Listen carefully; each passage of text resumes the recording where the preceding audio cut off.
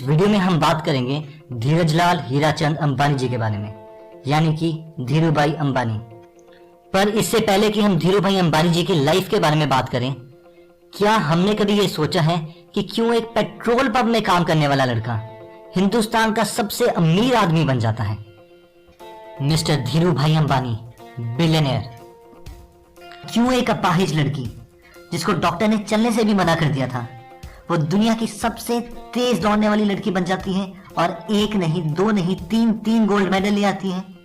Wilma Rudolph, 1960 Olympics. और क्यों cycle को रिपेयर करने वाले दो मामूली भाई दुनिया का सबसे पहला उड़ने वाला जहाज बना देते हैं? Wright brothers, inventor of world's first successful airplane.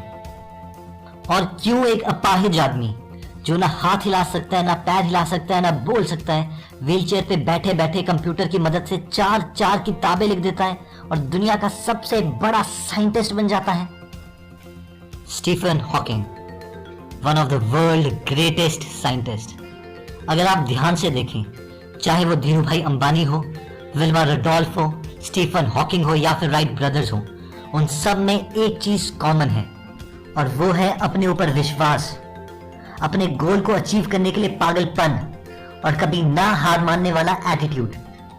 फिर चाहे इनकी लाइफ में जितनी मर्जी कठिनाइयां रही हो, इन्होंने अपने गोल को अचीव कर ही लिया। तो फ्रेंड्स, अगर आप धीरूभाई अंबानी से कुछ भी सीखना चाहते हैं तो वो ये नहीं होना चाहिए कि उन्होंने लाइफ में क्या क्या किया, बल्कि उनका एटीट्यूड सीखिए, उनका कभी ना हार मानने वाला एटीट्यूड। चलिए अब देखते हैं धीरूभाई अंबानी जी की लाइफ को। धीरूभाई अंबानी गुजरात के एक छोटे से गांव चोरवाड़ में पैदा हुए।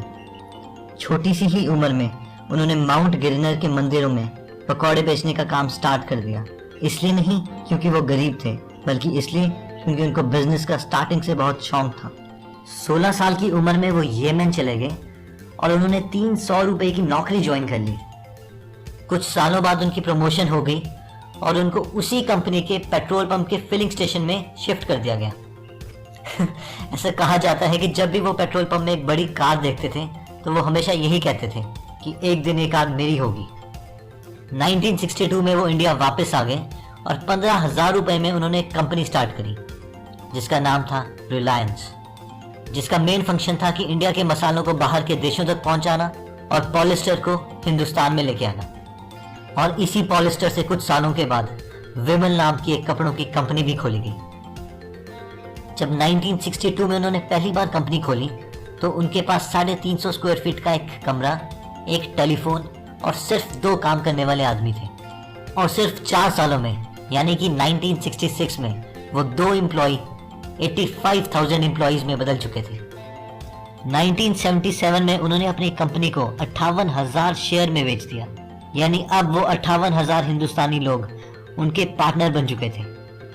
1986 में जब धीरूभाई अंबानी ने मीटिंग कंडक्ट करवाई तो उस मीटिंग को एक क्रिकेट स्टेडियम में कंडक्ट करवाना पड़ा, क्योंकि उस मीटिंग में 35,000 लोग आए थे।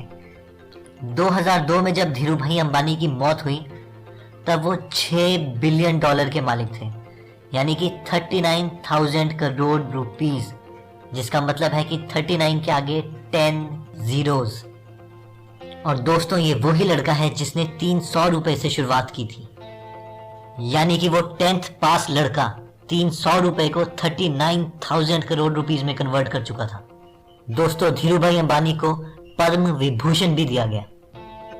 और ऐसा नहीं है कि उनको इस दौरान कभी मुश्किलों का सामना नहीं करना पड़ा, क्योंकि जब जुलाई 1989 पताल गंगा में फ्लड आया तो उनकी कंपनी भी बंद हो गई। फॉरेन रिसर्चर्स के अकॉर्डिंग भी उस कंपनी को 3 महीने से पहले खड़ा नहीं किया जा सकता था, पर उन्होंने ये 3 हफ्तों में कर दिखाया। और जब 1998 जमुनानगर में साइक्लोन आया तो 15 दिन के अंदर अंदर उनके सारे लोग दोबारा काम पर थे। तो दोस्तों, ये हमारा कभी ना हार मानने वाला एटीट्यूड ही है जो एक पेट्रोल पंप में काम करने वाले लड़के को हिंदुस्तान का सबसे अमीर आदमी बना देता है। एक अपंग लड़की को दुनिया की सबसे तेज दौड़ने वाली लड़की, और जिसकी वजह से साइकिल की दुकान चलाने वाले 2 भाई दुनिया का सबसे पहला जहाज बना देते हैं, और जिसकी वजह से एक अपाहिज आदमी दुनिया का सबसे बड़ा साइंटिस्ट बन जाता है। चलिए, अगर आपको हमारा ये वीडियो पसंद आया तो आप इसको लाइक कर सकते हैं। और अगर हर हफ्ते आप ऐसी ही वीडियोस देखना चाहते हैं तो इसे सब्सक्राइब ज़रूर कीजिएगा। धन्यवाद।